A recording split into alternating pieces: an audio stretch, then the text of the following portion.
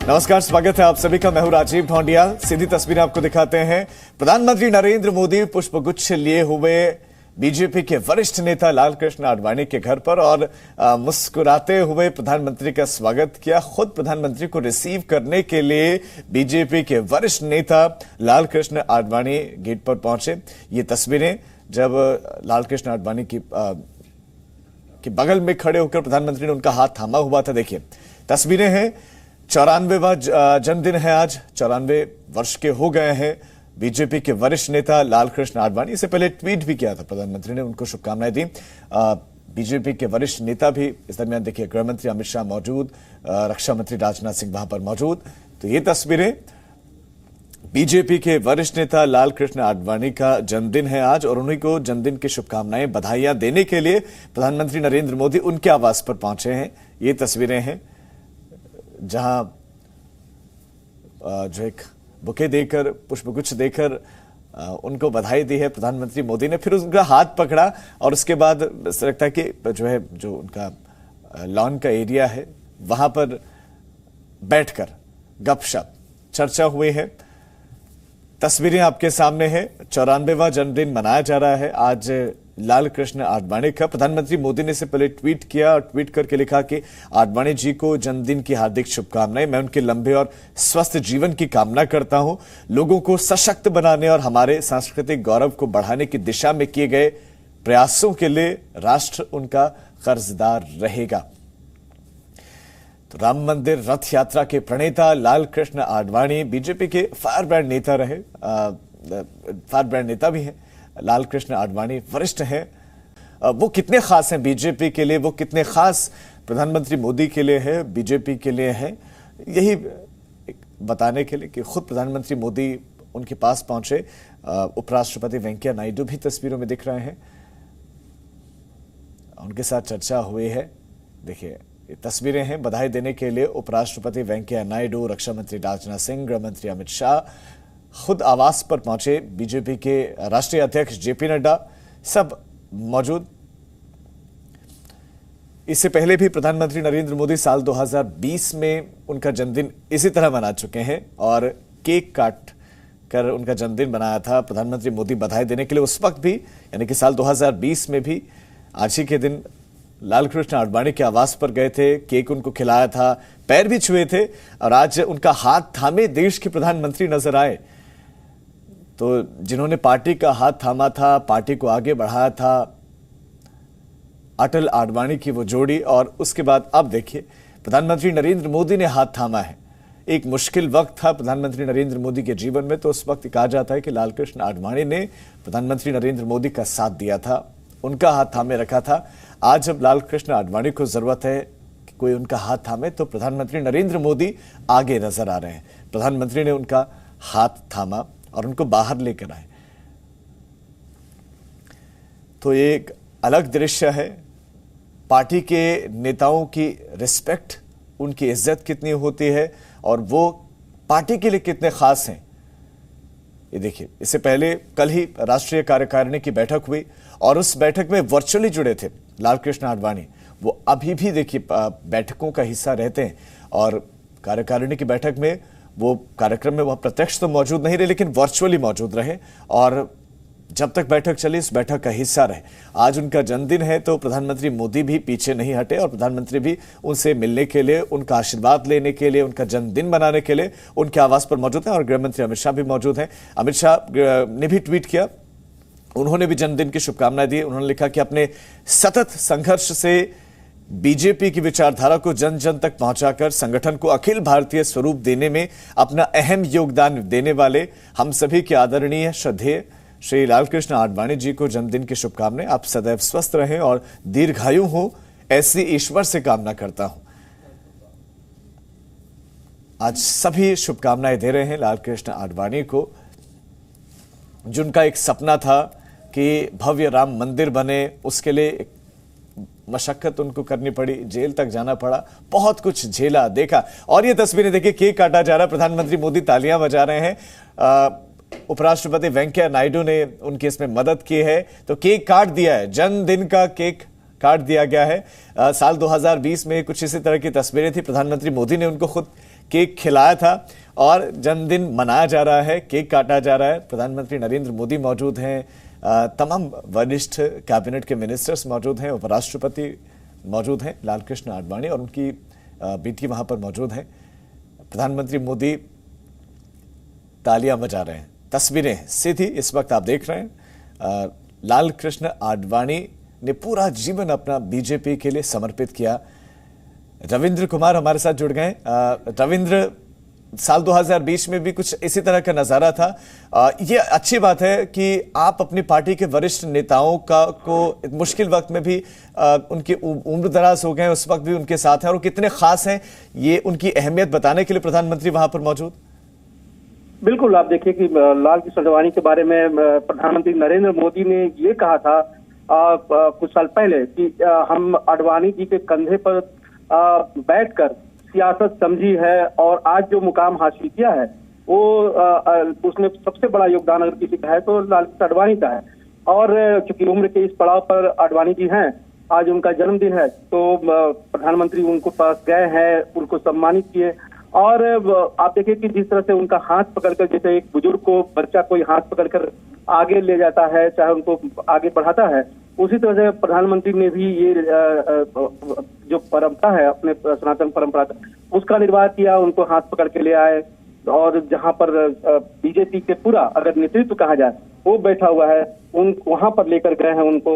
और वहां पर देखिए कि गृह मंत्री अमित शाह भी हैं, बीजेपी अध्यक्ष भी हैं वहां पर, और रक्षा मंत्री राजनाथ सिंह हैं, उनके साथ बैठकर वो कहीं कहीं बातचीत किया जा रहा है, पुरानी बातों को याद किया जा रहा है। और कल की भी तस्वीर आपने सबको दिखाई थी कि बीजेपी की राष्ट्रीय कार्यकारिणी की जो बैठक थी उसमें प्रधानमंत्री नरेंद्र मोदी जो संवाद कर रहे थे या पूरे कार्यकारिणी जो बैठी हुई थी उसमें भी लालकृष्ण आडवाणी वर्चुअल तरीके से जुड़े हुए थे। और पूरे कार्यकारिणी में जो 6 घंटे की कार्यकारिणी थी लगभग, उसमें वो शरीक रहे। और ये उनकी भी आदत रही है कि जब भी राष्ट्रीय कार्यकारिणी हो या राष्ट्रीय परिषद की बैठक होती रही पहले, तो वो पूरे कार्यकारिणी या परिषद की बैठक में शुरू से अंत तक बैठते थे। और कल भी उसको आपने देखा।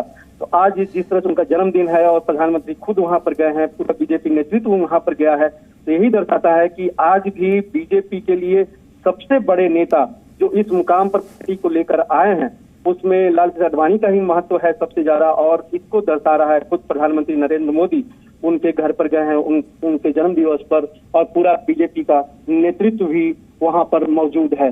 तो कहीं न कहीं ये याद करने वाली बात है कि किस तरह से जनसंघ के समय और खासकर अगर देखा जाए 84 में जब बीजेपी केवल 2 सीटों पर सिमट गई थी, उसके बाद ये लालकृष्ण आडवाणी की ही रणनीति थी या फिर सियासी राजनीति थी कि बीजेपी को राम मंदिर का मुद्दा थमाया उन्होंने कई यात्राएं पूरे देश भर में निकाली, चाहे रामरथ यात्रा हो या फिर भारत एकता यात्रा हो या कई ऐसे यात्राएं निकाली। उसके बाद ही बीजेपी एक मेन स्ट्रीम पार्टी के तौर पर बनी थी, क्योंकि उसके पहले काऊ बेल्ट की ही पार्टी मानी जाती थी बीजेपी।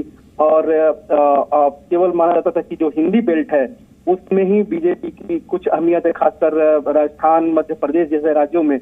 लेकिन लालकृष्ण आडवाणी ने इसको सत्ता तक पहुंचाया। और आपको ये भी बीजेपी कार्यकर्ता या खुद प्रधानमंत्री हो या दूसरे नेता हो, ये नहीं भूल सकते कि 1990 के दशक में जब राम रथ यात्रा, राम मंदिर का मुद्दा चरम पर था और लालकृष्ण आडवाणी की शख्सियत काफी बड़ी हो गई थी, उस समय उन्होंने अटल बिहारी वाजपेयी को प्रधानमंत्री पद का उम्मीदवार बताया था।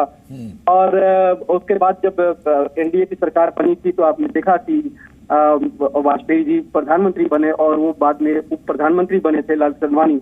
और 2009 में हालांकि बीजेपी ने भी उनको सम्मानित किया था, उनको प्रधानमंत्री पद का उम्मीदवार बनाया था, लेकिन उसमें वो सफल नहीं हुए थे। लेकिन एक बात जरूर है कि जिस तरह से आज प्रधानमंत्री हो या उपराष्ट्रपति हो, गृह मंत्री हो, रक्षा मंत्री हो, बीजेपी के अध्यक्ष हो, उनके जन्म दिवस के अवसर पर लालकृष्ण आडवाणी को साथ में मौजूद हैं उनकी बेटी। बिल्कुल रविंद्र, बहुत अच्छे दृश्य हैं, बहुत अच्छे दृश्य हैं। राष्ट्रीय स्वयंसेवक से उन्होंने शुरुआत की। 8 नवंबर 1927 को उनका जन्म कराची में हुआ था और उसके बाद उनकी राजनीति को सभी ने देखा। लेकिन मैं रविंद्र आपसे ये समझना चाहूंगा, प्रधानमंत्री नरेंद्र मोदी के जीवन में लालकृष्ण आडवाणी का क्या योगदान रहा है? और देखिए, प्रधानमंत्री नरेंद्र मोदी बीजेपी के कार्यकर्ता थे, राष्ट्रीय स्वयंसेवक संघ के एक स्वयंसेवक थे, और उनको जब बीजेपी में आए उनको राष्ट्रीय महासचिव बनाया गया था यहाँ पर, और उनको सत्ता या सियासत में थे, लेकिन सत्ता की कोई भी उनको तालीम हासिल नहीं थी, एक तरह कहा जाए प्रैक्टिकल तौर पर। लेकिन दुर्भाग्यवश जब भुज का भूकंप आया था तो उनको सीधे मुख्यमंत्री के तौर पर भेजा गया था। और इसमें कहा जाता है, और हकीकत भी है, कि लाल कृष्ण आडवाणी ने ये फैसला लिया था और संघ को भी राजी किया था, और पूर्व प्रधानमंत्री अटल बिहारी वाजपेयी को भी उन्होंने मनाया था कि इस जो हालात है वहां पर, वैसे हालात में नरेंद्र मोदी को ही, जो संगठन महासचिव हैं, उनको ही भेजा जाना चाहिए। और एक इतिहास बन गया जब उनको मुख्यमंत्री बनाया गया था। उसके बाद कई तरह की घटनाएं घटी है, और ये भी हम लोग उसके सब जानते हैं कि किस तरह से यूपीए सरकार के समय, चाहे गुजकोका का मामला हो या फिर जो फर्जी एनकाउंटर का मसला हो, खुद प्रधानमंत्री नरेंद्र मोदी के ही शब्दों में कहा जाए तो यूपीए सरकार के समय उनको प्रताड़ित करने की पूरी कोशिश की गई थी। और उसका पुरजोर विरोध अगर संसद के अंदर हो या संसद के बाहर हो, लाल कृष्ण आडवाणी के नेतृत्व में ही पूरी बीजेपी करते रही है। यहाँ तक कि राष्ट्रपति भवन में जो पैदल मार्च हुआ था वो ऐतिहासिक मार्च था, जिसमें सुषमा स्वराज हो, अरुण जेटली हो, राजनाथ सिंह, मुरली मनोहर जोशी, तमाम बीजेपी के सांसद गए थे अलग अलग मसले पर, गुजकोका के मसले पर या फिर गुजरात के मसले को लेकर। तो ये लाल कृष्ण आडवाणी कहीं ना कहीं स्टेट खुद प्रधानमंत्री का ही मानना रहा है कि उनका अगर दिल्ली में कोई बचाव करने में एक तरह से स्तंभ का काम किया था तो लाल कृष्ण आडवाणी किए थे। और बीजेपी कई नेताओं का ये भी कहना है कि अगर बीजेपी उस समय इतना फर्म डिसीजन या फर्म विरोध नहीं करती यूपीए सरकार का, तो गुजरात के मुख्यमंत्री के लिए काफी मुश्किल खड़ी हो सकती थी उस समय यूपीए सरकार के समय। और इस तरह से कहा जा सकता है कि काफी उन्होंने उनके सियासत में मुकाम हासिल करने में अगर सबसे बड़ा योगदान है तो लाल कृष्ण आडवाणी का। ये भी नहीं बोलने वाले कि जब वाइब्रेंट गुजरात का एक स्कीम लेकर आए थे तो उसमें आडवाणी जी ने खुद पहल भी की थी। और एक जब दिल्ली में वाइब्रेंट गुजरात का एक बड़ा सम्मेलन हुआ था तो उसका उद्घाटन भी लाल कृष्ण आडवाणी ने ही किया था, और उसमें बहुत से इंडस्ट्रियलिस्ट आए थे। तो प्रधानमंत्री नरेंद्र मोदी की कार्यकुशलता और सियासी मुकाम हासिल करने में अगर पीछे से अगर कहा जाए, जी रविंद्र, बिल्कुल बड़ा योगदान था। लेकिन रविंद्र, एक जो बड़ा इल्जाम है, ठीक लाल कृष्ण आडवाणी ने सियासत सिखाई, उनको इतना आगे तक पहुंचाया और उनको बैक करते रहे, उनको जो है मुश्किल घड़ियों में उनके साथ पीछे से खड़े रहे। यही वजह है कि प्रधानमंत्री नरेंद्र मोदी यहां तक पहुंच पाए। लेकिन एक इल्जाम जो विपक्ष का रहता है वो ये है कि मार्गदर्शक मंडल में क्यों भेज दिया, उस मंडली का हिस्सा क्यों बना दिया। और एक आम सवाल ये कि कम से कम राष्ट्रपति तो बनाया जा सकता था उनको। देखिए, कहा जाता है ना कि सियासत में कभी कभी कोई बातें होती है वो किसी व्यक्ति को बहुत ऊंचाई तक ले जाती है या किसी व्यक्ति को कहीं ना कहीं स्थिर भी कर देता है। तो ऐसे ही हालात, और बीजेपी के तमाम बड़े नेता भी इसके गवाह भी रहे हैं और प्रदेश भी लगभग जनता और विपक्ष इसको लेकर आरोप भी लगाते रहा है कि 2013 गोवा में जब 2014 की तैयारी चल रही थी, पूरी बीजेपी धीरे धीरे और संघ चाहता था कि नरेंद्र मोदी बीजेपी के प्रधानमंत्री पद के उम्मीदवार बने। वैसे में ये कहा जाता है और कि उसका लाल कृष्ण आडवाणी ने पूरा समर्थन शायद नहीं किया था।